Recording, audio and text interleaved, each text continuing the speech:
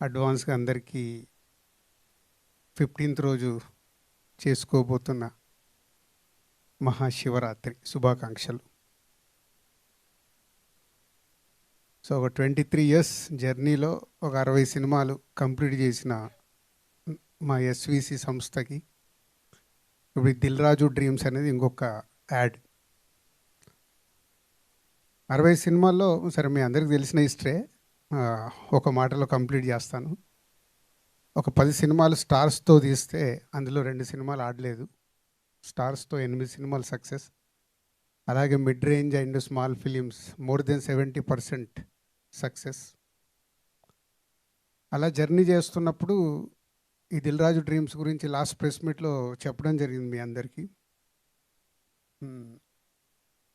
So Vikrant లాంటి వాళ్ళు చాలామంది ఇలా న్యూ కమ్మర్స్ చాలామంది సినిమా ఫీల్డ్లోకి రావాలని ఇంట్రెస్ట్ ఉంటుంది, ప్రయత్నాలు చేస్తారు, చేతులు కాల్చుకొని డబ్బులు పోగొట్టుకుంటారు. అది నాకు జస్ట్ నేను బిగినింగ్ సినిమా ఇండస్ట్రీలోకి వచ్చినప్పుడు నా పరిస్థితి కూడా అదే. తెలిసి తెలియక 90sలోనే డిస్ట్రిబ్యూషన్ చేసినప్పుడు ఒక 90 లక్షలు పోగొట్టాను. అప్పుడు చాలా పెద్ద అమౌంట్. లక్కీగా గాడ్ గ్రేస్ ఒక నిజాయితీతో ఉన్నప్పుడు ఆ పెళ్లి పందిరి సినిమాని కాస్ట్యూమ్ కృష్ణ గారు ఇవ్వడం, దానివల్ల ఈరోజు ఇక్కడి వరకు ఈ 30 సంవత్సరాల జర్నీకి కారణమైంది ఆ సినిమా. సో ఇలాంటి కొత్త వాళ్ళందరికీ ఒక ప్లాట్ఫామ్ ఉంటే డెఫినెట్గా న్యూ టాలెంట్ని ఇంకా ఎంకరేజ్ చేయొచ్చు అన్న ఉద్దేశంతోనే ఈ దిల్ రాజు డ్రీమ్స్ని తీసుకురావడం జరిగింది. సో విక్రాంత్ తను ఫస్ట్ సినిమా చేసినప్పుడు ఎవరి ద్వారా ఇట్లా ప్రీ రిలీజ్ ఈవెంట్ ఉంది, మా కజిన్ ద్వారా అప్రోచ్ అయ్యారు. సో న్యాచురల్గా అన్ని సినిమాలకు వెళ్ళినట్లు ప్రెస్ మీట్కి వెళ్ళేటప్పుడు నేనేంటి మీరు కూడా అలాగే ఫీల్ అవుతారుగా, ఏ సినిమాకి వెళ్తున్నప్పుడు ఈ సినిమాకి వెళ్ళాలా బట్ అప్లికేషన్ వెళ్ళాలి. వెళ్ళిన తర్వాత విక్రాంతిని కలిస్తే ఒక ప్రొడ్యూసర్గా ఎంత అయింది బడ్జెట్ అంటే ఒక 20 crores పెట్టాను సార్ అన్నాడు. షట్. సో వెళ్ళాము, ఏదో 4 మాటలు మాట్లాడేసి వచ్చాను. సినిమా రిలీజ్ అయింది. ఎవరైతే ఏ కజిన్ అయితే నన్ను ఇన్వైట్ చేశాడు ఆయనతో మాట్లాడా, ఎంత పోయింది కనుక్కొని. సో డబ్బు పోయింది, కష్టపడ్డాడు. తర్వాత తను రెండో సినిమా చేస్తూ ఆ ప్రొడ్యూసర్ మధురా శ్రీధర్ ద్వారా ఒక సినిమా చేస్తున్నాను లో బడ్జెట్లో అని మధురా శ్రీధర్ వచ్చి కలిసి చెప్పాడు. ఓకే, ఆ సినిమా జర్నీ చేశారు. ఆ సినిమా రిలీజ్ టైంలో సో ఎంత బడ్జెట్లో తీశారు, ఎంత మార్కెటింగ్ చేశారు, సినిమా రిలీజ్ చేశారు. లక్కీగా మధురా శ్రీధర్కి కొంచెం ప్రాఫిట్ వచ్చింది. So happy. బడ్జెట్ ఫెయిల్యూర్ కాకుండా రెండో సినిమాకు జాగ్రత్త పడి విక్రాంత్ చేసిన జర్నీ నచ్చింది. సో తర్వాత తను ఓటీటీలో రిలీజ్ అయ్యాక నాకు సినిమా పంపిస్తే ఫాస్ట్ ఫార్వర్డ్లోనే చూశాను ఫుల్ సినిమాని. అయిపోయిన తర్వాత ఒకరోజు వచ్చి ఇట్లా దీని గురించి చెప్పినప్పుడు అప్పుడు అడిగాను, ఈ కథలో నువ్వు హీరోవా అని. అలా పాజ్ అయ్యాడు. అంటే ఐ మీన్ నువ్వు హీరోగా యాక్ట్ చేస్తున్నావా, ఇక ఈ కథలో యాక్టర్గా ఉందాం అనుకుంటున్నావా? పాజ్ ఇచ్చి యాక్టర్ సార్ అన్నాడు. సరే వాట్ ఈజ్ యువర్ ప్యాషన్ అంటే, ఆల్రెడీ నువ్వు బిజినెస్లో ఎస్టాబ్లిష్ అయి ఉన్నావు, బిజినెస్లు ఉన్నాయి నీకు, 2 సినిమాలు అటెంప్ట్ చేసావు, నీకేం కావాలనుకుంటున్నావు అంటే ఒక మాట, మంచి మాట అన్న తర్వాత నేను అక్కడ ఆగాను. సో నేను ఇప్పటివరకు చేసిన బిజినెస్లన్నీ సక్సెస్ఫుల్ సార్, నాకు సినిమా అంటే ఇష్టం, యాక్టింగ్ అంటే ఇష్టం, ఇక్కడ కూడా సక్సెస్ కావాలనే నా మోటివ్ అన్నాడు. సరే అది నచ్చి సో నెక్స్ట్ టీం అందరినీ పిలిచి, సో విక్రాంత్ ఇట్లా మార్కండే అనేది చేస్తున్నాడు, ఒకసారి స్క్రిప్ట్ అందరు విని నా దగ్గరికి పంపించండి అని. అక్కడ ప్రాసెస్ స్టార్ట్ అయింది. అప్పుడు ఈ కొత్త టాలెంట్ గురించి వీళ్ళందరి గురించి చెప్పి, దిల్ రాజు డ్రీమ్స్ అనే ఐడియానే ఇది విక్రాంత్, మీ కాన్సెప్ట్ బాగుంది, మీ స్క్రిప్ట్ బాగుంది, అన్నిటికీ మించి నువ్వేదైతే టార్గెట్ పెట్టుకుంటున్నావు అంటే నీలో ఎన్ని పనులున్నా సినిమా అనే ఒక పిచ్ ఉంది కదా, అదే సక్సెస్ చేస్తుంది. దానికోసమే నువ్వు రెడీ కావాలని ఇంకా 3 months టైం ఇచ్చాం. ఇది కాదు, యాక్టర్గా స్క్రీన్ మీద ఎలా కనిపించాలో అలా తయారవ్వడానికి ఇంకా 3 months టైం అడిగాడు.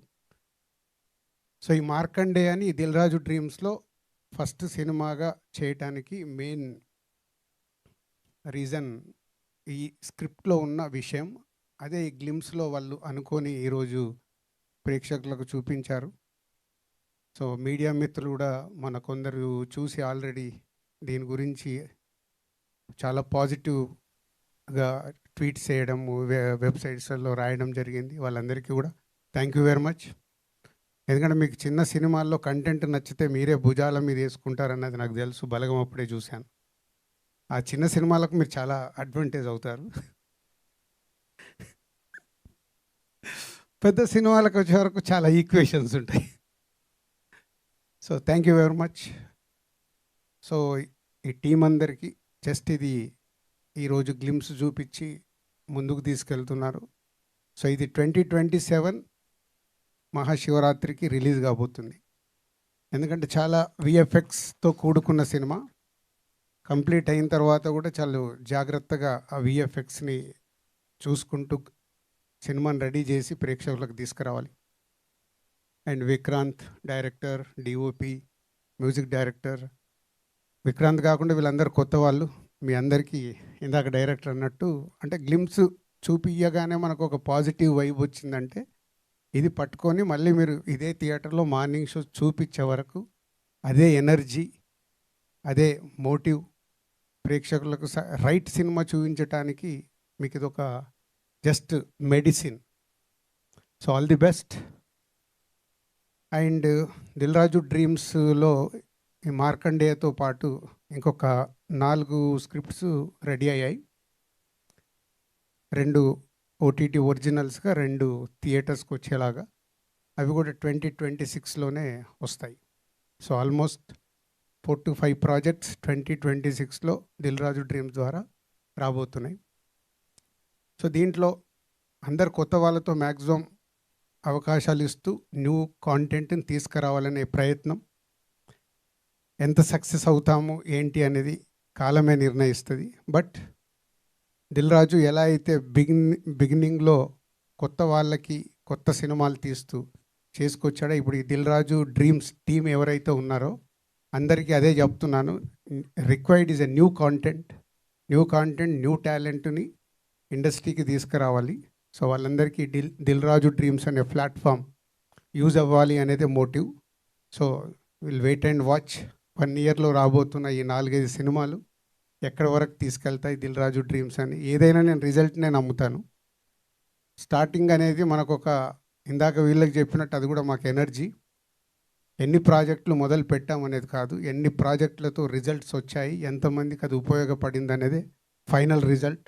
ఎగ్జామ్స్ రాసి రిజల్ట్స్ కోసం వెయిట్ చేసినట్టే 1 ఇయర్లో ఈ దిల్ రాజు డ్రీమ్స్ గురించి మళ్ళీ మీడియా మిత్రులే చూస్తారు.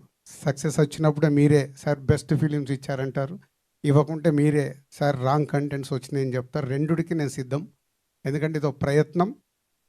ఇండియాలో ఎక్కడ లేదు ఈ ప్రయత్నం, తెలుగు సినిమా ఇండస్ట్రీలో అది మా ద్వారా జరుగుతున్నందుకు I'm so proud. And new talent film ఇండస్ట్రీకి రావాలని, అది యాక్టర్స్ కావచ్చు, ప్రొడ్యూసర్స్ కావచ్చు, డైరెక్టర్స్ కావచ్చు, ఆర్ టెక్నీషియన్స్ కావచ్చు, అందరికీ దిల్ రాజు డ్రీమ్స్ వెబ్సైట్ రెడీగా ఉంటుంది. మీరు దాన్ని అప్రోచ్ అవుతే టీం దాన్ని ఫాలో చేస్తూ ఫైనల్ చేస్తారు. అండ్ 330 స్క్రిప్ట్స్ వచ్చాయి దిల్ రాజు డ్రీమ్స్ లాంచ్ చేసినప్పుడు.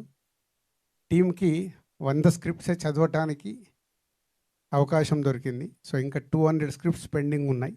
అది మళ్ళీ ఈ 5 స్క్రిప్ట్స్ ఏవైతే ఫైనల్ అయినాయో కాకుండా ఆ 200 స్క్రిప్ట్స్ని కూడా 230 స్క్రిప్ట్స్ని టీం మళ్ళీ వినడం మొదలుపెట్టారు.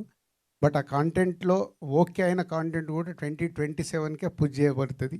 ఈ ఇయర్ ఈ 4 to 5 కంటే ఎక్కువ తీసుకోవద్దని చెప్పాను టీంకి.